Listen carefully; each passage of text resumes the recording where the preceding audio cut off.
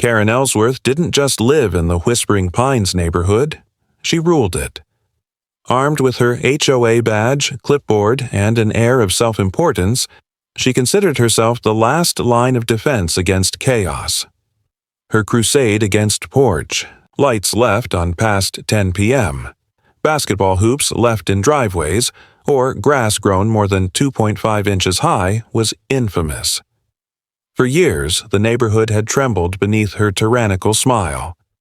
Every morning, Karen made her rounds, inspecting homes, like a general surveying a battlefield. This Saturday was no different. With her sunglasses perched on her head and a latte in hand, she strutted past mailbox after mailbox, noting the slightest irregularities. She paused outside the Sullivan home, her favorite target. The single.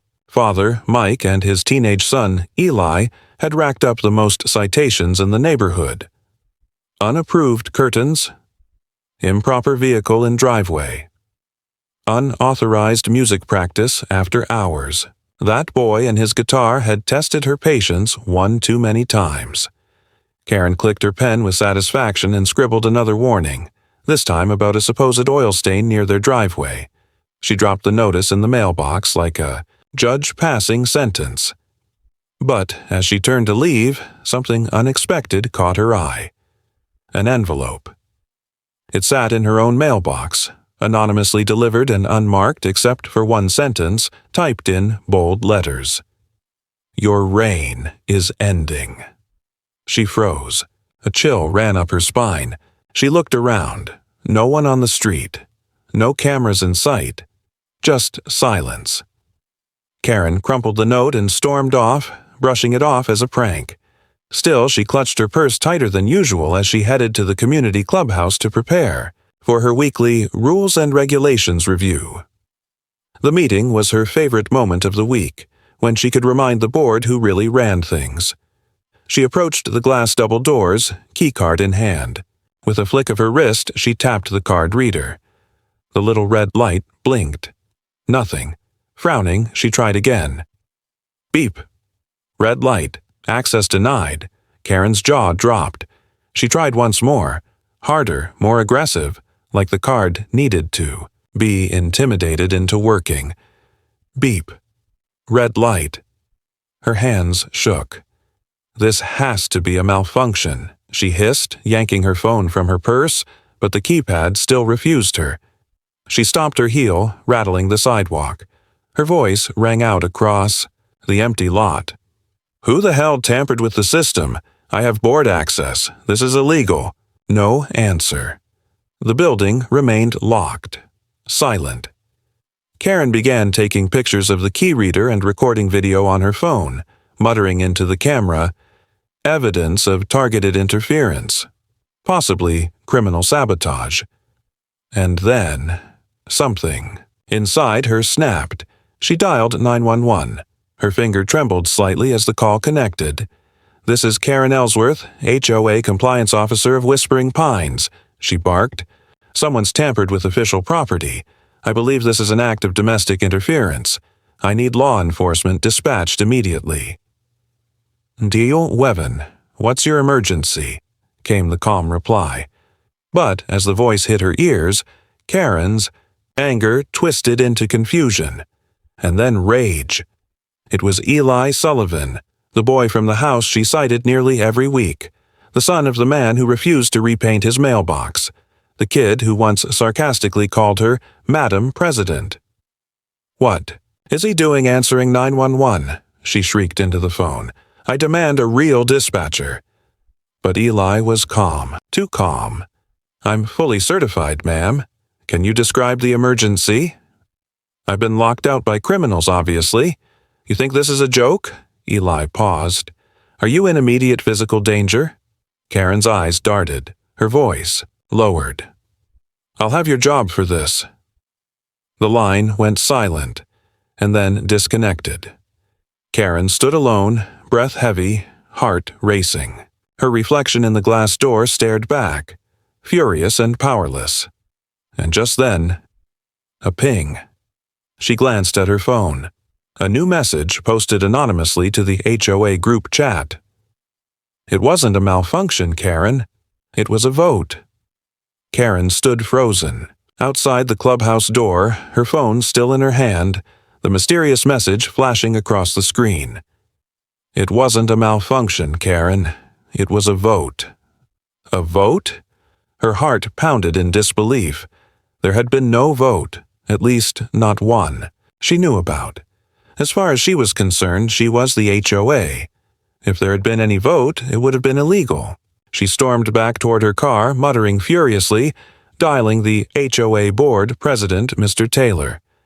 No answer. She called again. Voicemail. This is an outrage, she spat, unlocking her car. If they think they can lock me out, they have no idea who they're messing with. She sat in the driver's seat, gripping the steering wheel so hard her knuckles whitened. Then she opened her phone again. She didn't hesitate this time. She tapped the emergency call icon and hit 911 for the second time that morning.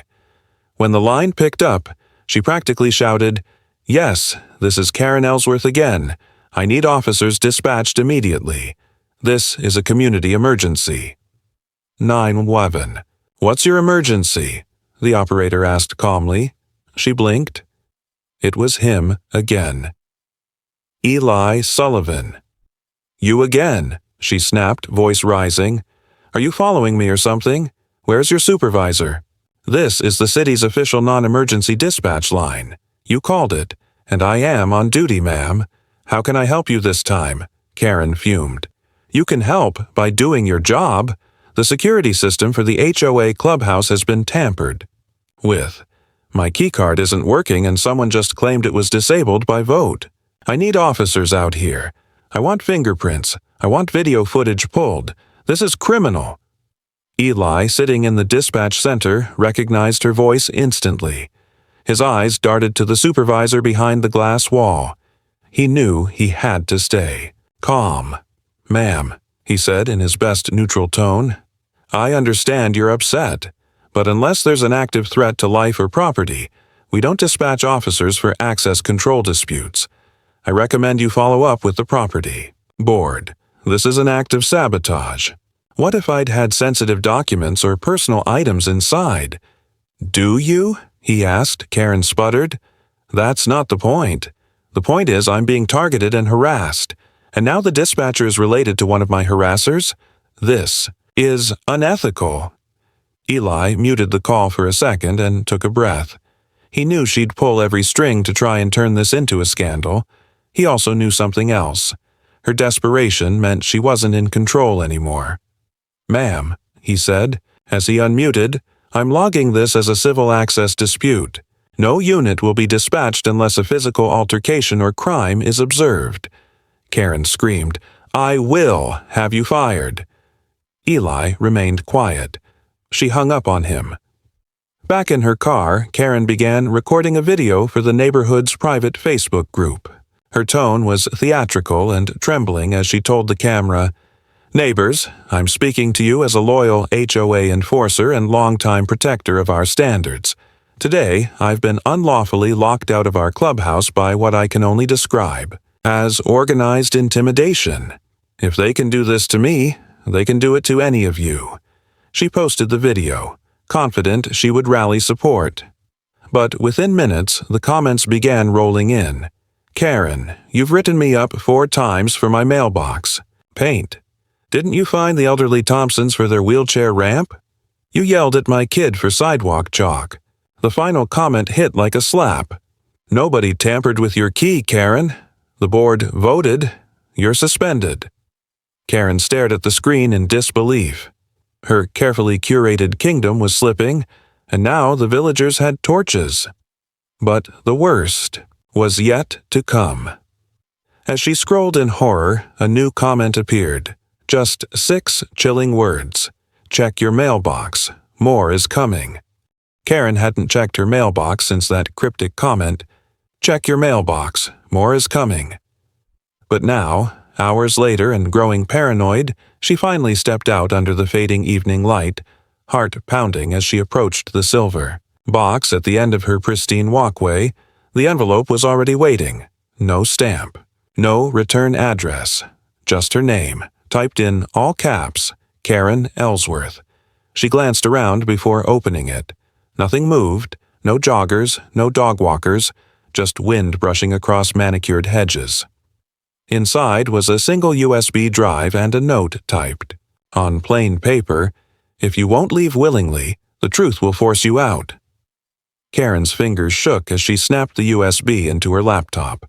A folder popped open. HOA security records. Inside were date-stamped video files and voice memos, none of which she remembered recording. Meanwhile, across town, Officer Jenna Cruz stared at the HOA's clubhouse security logs on her office computer.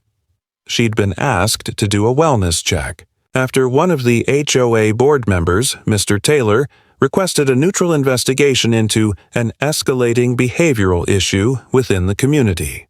That's when Jenna discovered the anomaly. Karen's keycard had indeed been disabled manually, using a board admin account. Not expired, not broken, deliberately revoked. She called Mr. Taylor, who sounded exhausted but calm. "I take it you found it?" he asked. "I did," Jenna said. "That keycard was shut off by someone logged in under your credentials." There was a pause on the line. Then, "I won't deny it. It was me. But it wasn't personal. It was a protective measure." "For who?" "For the community," he replied. "We had a private vote after 3 families filed formal complaints. Karen's behavior was getting unmanageable." Jenna raised an eyebrow. "And you didn't report this to local authorities?" "Because technically she hadn't broken any laws yet. Just pushed every boundary possible." Back in her home, Karen clicked play on one of the voice memos labeled KE Violation Threat, April 7th. Her own voice filled the room, snide, aggressive. "You'll remove those patio lights by tonight or face a $200 fine. I don't care that they help your grandmother walk safely. Safety isn't a reason to break standards." Karen's mouth hung open. The recordings weren't fake. She remembered the confrontation. She just didn't realize anyone had recorded it. One by one, she played the files. Her threats to a disabled veteran about an unauthorized ramp. Her shouting match with a teenager over a skateboard. Even her mocking laughter after calling animal control on a neighbor's emotional support dog. Karen slammed the laptop shut, chest heaving. Someone was collecting evidence. But who? Back at the precinct, Jenna Cruz was piecing together her report. She had security logs, board statements, and now she was being asked to examine one more piece of evidence, something anonymously dropped off earlier that day at the police station, a USB drive in a plastic bag. The label read, "For Jenna, HOA Truth Files." She plugged it in, expecting data logs. What she found instead was a neatly organized folder structure titled Karen's Warpath. Videos, audio, screenshots, incident reports. Even written testimony from residents afraid to speak publicly. Dozens of them. Jenna stared at the sheer volume. Whoever had compiled this had spent months, maybe years, gathering material. She clicked on one last file, an unedited security cam video labeled Mailbox Tampering, 3:12 a.m. The screen came to life. There, in grainy black and white, night vision, was Karen. At Mike Sullivan's mailbox, wearing gloves, looking both ways, stuffing something inside.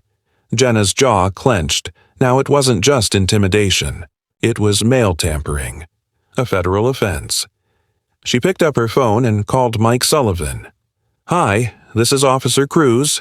I need to talk to you about something important, and I think your son Eli should be there too." Mike Sullivan opened the doctor wearing an old flannel shirt and a look of concern. Eli stood behind him, earbuds dangling around his neck, his eyes sharp with curiosity.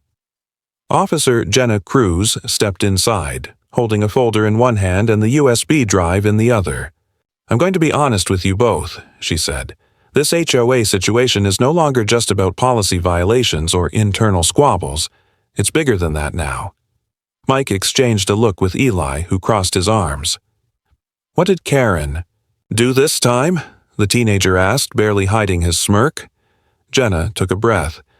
"We have surveillance footage of Karen tampering with your mailbox at 3:12 a.m. last Wednesday." Mike blinked. "What?" "She was wearing gloves. It looked like she was planting something.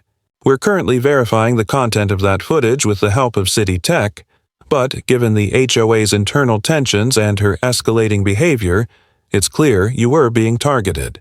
And now, it's not just harassment, it's a potential federal offense." Eli raised an eyebrow. "You think she planted something in our mailbox to frame us?" Jenna nodded. "It's likely. The USB left anonymously at the precinct also contained audio of her making threats to several other residents. You're not the only ones." Mike looked down, then sighed. "This woman's been after us since we moved in. First it was the blinds, then our driveway paint color. She fined us for leaving the trash can out 2 hours too long. She fined me for playing guitar in the garage," Eli added. "Said it was audio pollution." Officer Cruz opened the folder and spread out a set of documents. "Well, now you have a chance to help hold her accountable. The board already voted to suspend her, but she's refusing to go quietly. If I can get a few witness statements, official ones, we can proceed with charges. And possibly open an investigation into HOA misconduct." Eli's face changed. Serious now. "You want me to go on record?"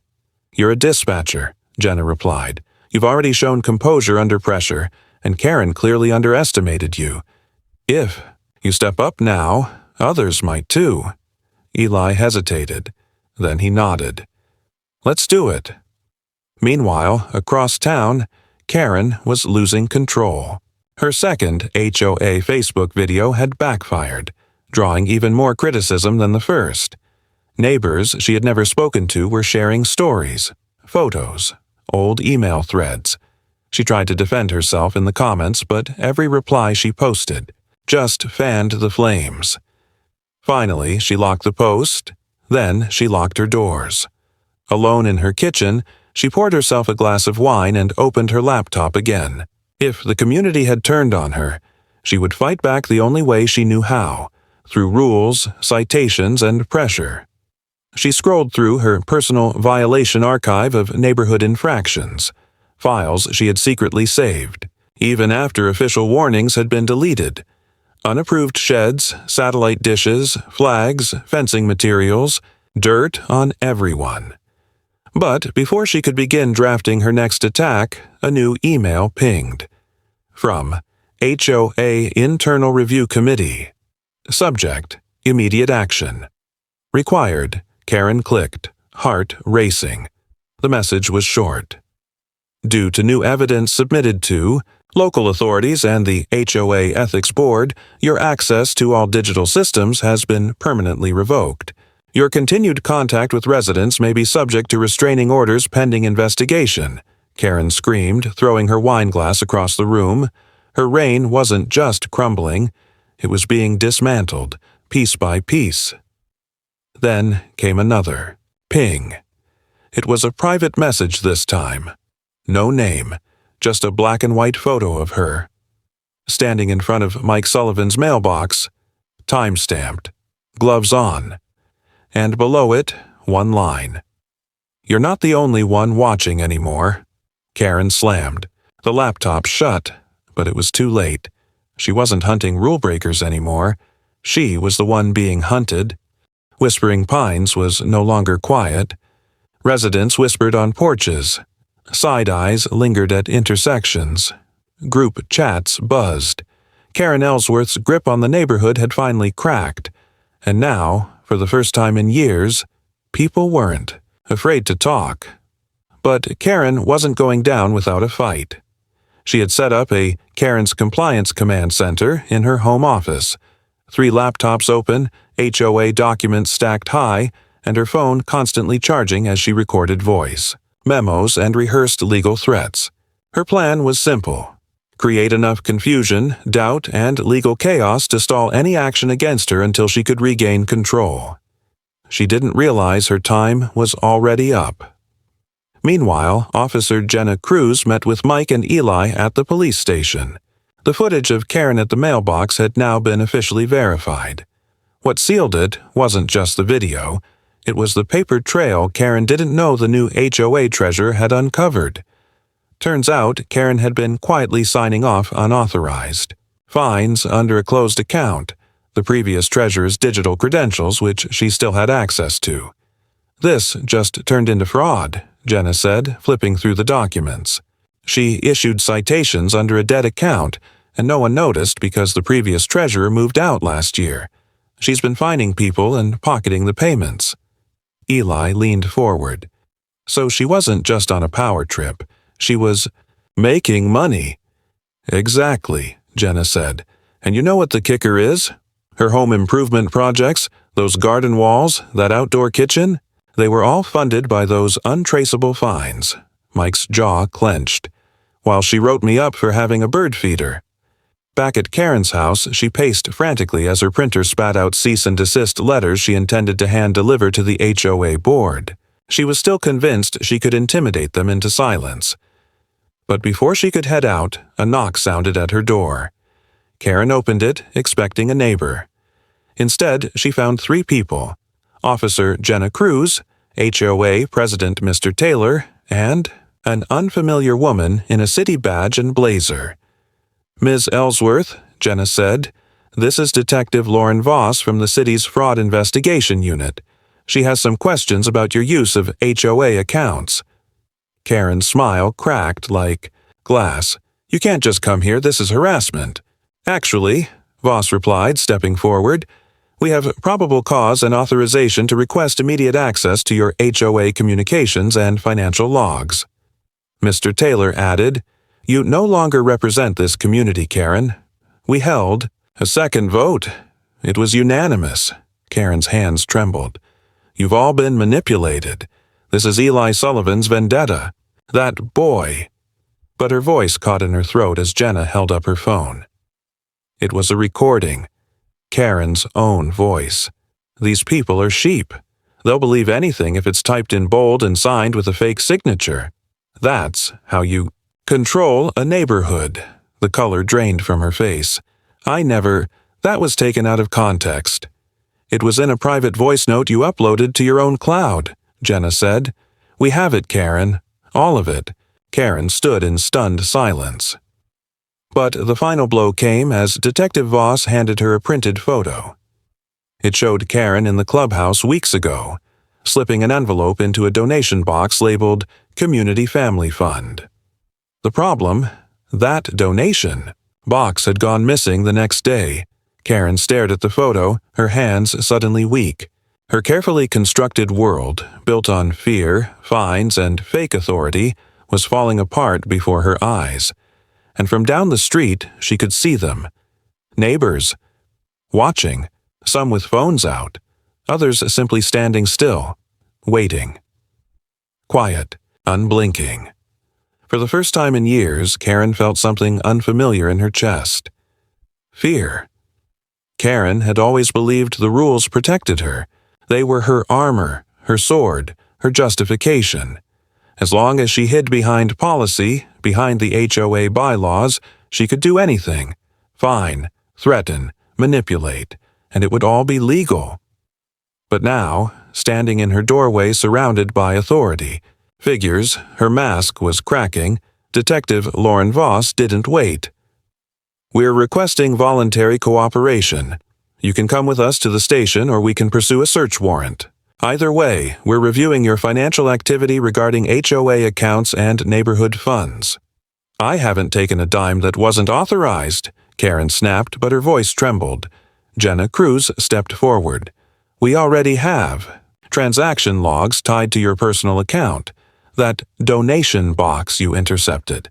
It contained over $900 meant for a local family after their house fire. That money was never deposited into the relief fund. You withdrew it in cash 2 days later. Karen's mouth opened. Nothing came out. Mr. Taylor, once her puppet, finally spoke, voice cold. You told us you delivered the donation directly. To the family. That was your exact wording. Karen's fingers gripped the doorframe. That family never followed HOA standards. Their fence— "This isn't about fences anymore," Jenna said. "It's about fraud." Karen's gaze darted past them. A small crowd had gathered. Neighbors stood silently across lawns, watching. Many of them were people she'd fined or threatened, people who had once crossed the street to avoid her. Now they stood tall, phones raised. One woman, Mrs. Cortez, stepped forward. A grandmother whose granddaughter's lemonade stand, Karen, had once shut down over unlicensed food sales. "Give it up, Karen," she said, voice steady. "You're done." Karen's knees buckled, but she caught herself. "You people are turning this place into a circus."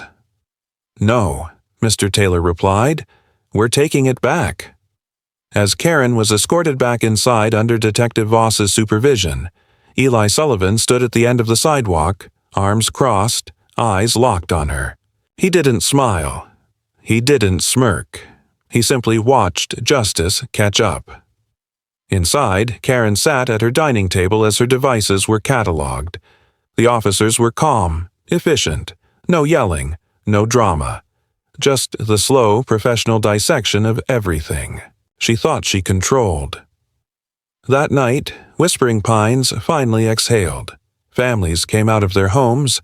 Kids rode bikes down sidewalks that Karen once monitored like a prison guard. Music played quietly from open garages. Someone grilled burgers, and the smell drifted down the block like a peace offering. In the Sullivan home, Mike opened a soda and handed one to Eli. "You good?" he asked. Eli shrugged, then smiled a little. "Better than I've been in a while." "You did the right thing, even if it was tough." "She made everyone feel powerless," Eli said. "I just got tired of watching." Mike nodded. "Sometimes it just takes one voice." Across town, Karen sat in silence. Her home, once pristine and controlled, now felt like a cage. Her phones had been seized. Her email accounts were locked.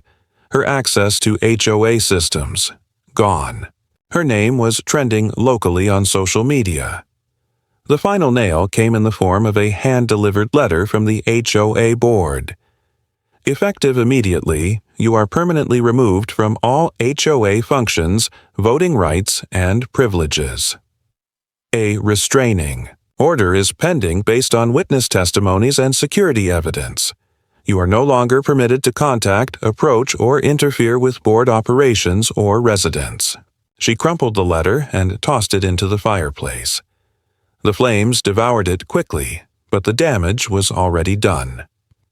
For the first time, Karen realized something terrifying. She had made herself the queen of a kingdom built on control and fear, and now that the fear was gone, there was nothing left. 3 days after Karen's disgrace went public, the atmosphere in Whispering Pines had completely changed. Porch lights glowed warmly at night. Neighbors waved again. Children rode scooters in clusters. For the first time in years, no one was nervously watching for HOA violations. But the calm was uneasy. Everyone wondered the same thing. Would Karen strike back before leaving? Technically, she still lived there. Her removal from the HOA board was official, but she hadn't moved out. Her house, once a symbol of dominance with trimmed hedges and rigid symmetry, now looked slightly overgrown. The blinds stayed shut. No one saw her outside until the 7th morning. At 6:45 a.m., a loud bang echoed down Hawthorne Street. Mike Sullivan opened his front door to find a thick yellow envelope lying on his welcome mat. No stamp, no return address. He wasn't alone. Every home in Whispering Pines had received the same thing. Inside the envelope was a single sheet of paper, typed in red capital letters. "You all made a mistake. I'm not done. I know things. I kept records, secrets, real ones. You think I'm the villain, but I was protecting this place. You want peace? Read the drive. It's not over." At the bottom of each letter was a small flash drive taped to the page. By 8 a.m., the community was in a quiet panic. People gathered in driveways whispering, holding up the drives like cursed objects. What was on them? Was it true? Could she really have dirt on everyone? Jenna Cruz was notified immediately. She arrived within the hour, collecting multiple letters and flash drives for analysis. Mike and Eli turned theirs over first. "It's a last gasp," Jenna said. "She's trying to drag everyone else down with her. If she burns, she wants the board to burn, too." "But what if she's telling the truth?" Eli asked. "What if she did collect secrets?" "She absolutely did," Jenna confirmed. "But that doesn't mean the content will hold up. Manipulated footage, taken out of context, classic strategy. Still, we'll review it all."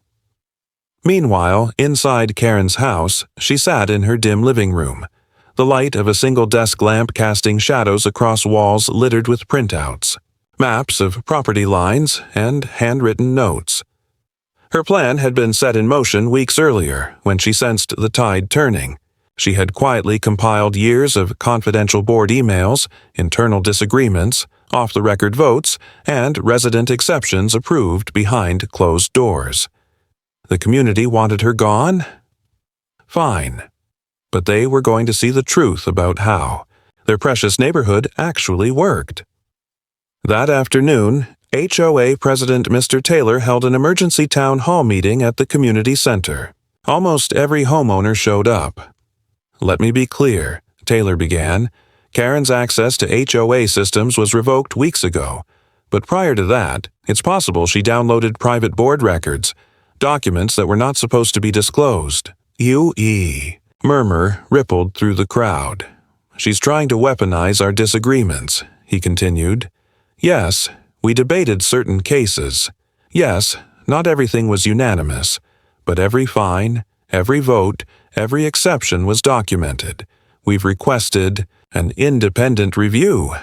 One man stood up. "Did you approve her spying on residents?" "No," Taylor said firmly. "And if she did so outside board knowledge, she acted alone, and unlawfully." Jenna Cruz stepped forward. "We have her home under surveillance. If she tries to escalate this further or harass anyone directly, she'll be detained immediately. In the meantime, don't plug in the drives. Don't give her the audience she wants." But someone already had. A teenager named Kyle, curious and defiant, had plugged the drive into an old laptop in his garage. What he saw made him freeze. Not fabricated footage. Not distorted audio. Real footage.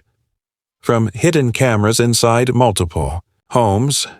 One of them was the Sullivan house.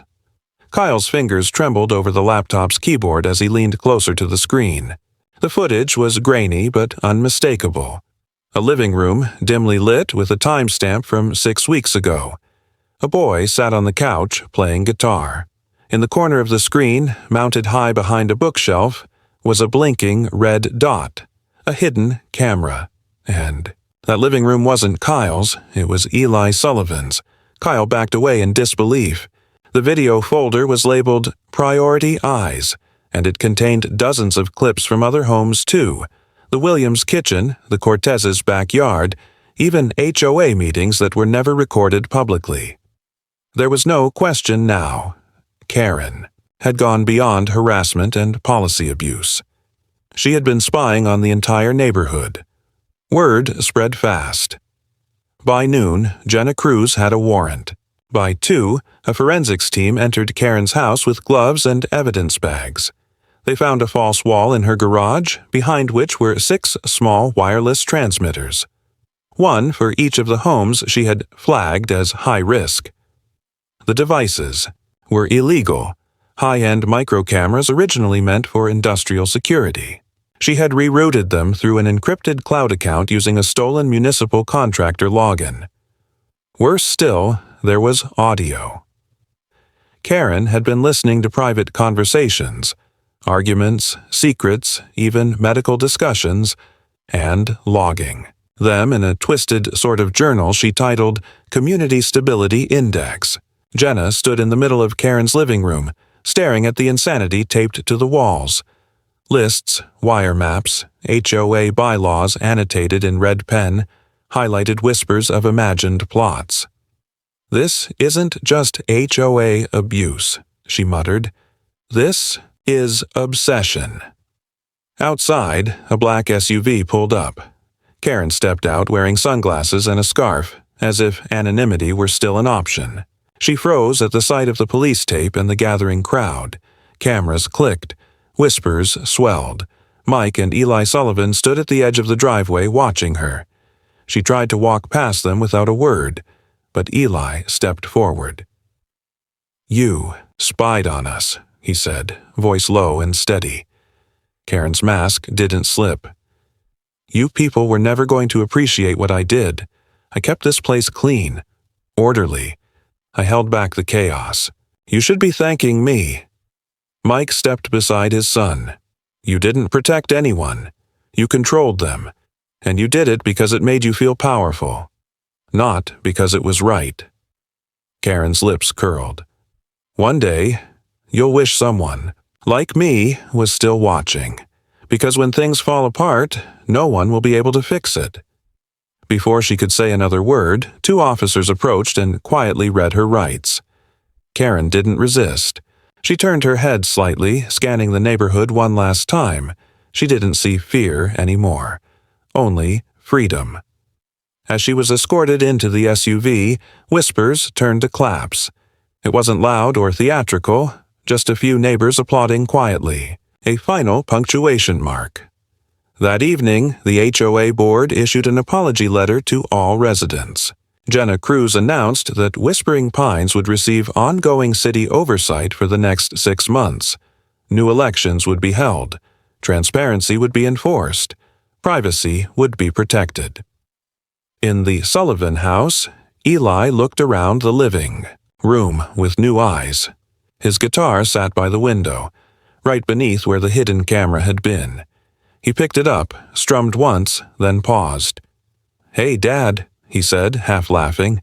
"Think they'll ever put this in the newsletter?" Mike chuckled. "Maybe in the 'We almost let a crazy lady ruin everything' section." They both laughed. Outside, neighbors gathered, not in fear, but in community. Kids played on lawns. Porch lights flickered on. A barbecue smoked in the distance. The air was warmer somehow, as if a long storm had finally passed. And for the first time in years, Whispering Pines was truly watching itself.